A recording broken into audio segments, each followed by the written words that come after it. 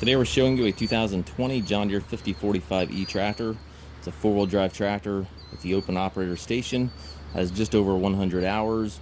Tractor's rated at 50 horsepower, 3-cylinder John Deere diesel engine with a turbo. Again, just over 100 hours. The tractor looks practically new. It does come with the loader frames, so adding a loader can easily be done.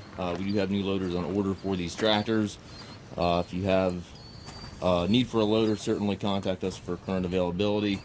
Also has a loader joystick here, and then obviously the valve that goes with it. So adding a loader is very simple to do in this tractor. It's got the 16.9/28 rear tires, 9.5/24s up front, rear remote back here, stabilizer bars, 540 PTO. Throttle bar does not look like it's hardly been used. Same with a 3-point. Practically a new tractor. Comes with the balance of the factory warranty.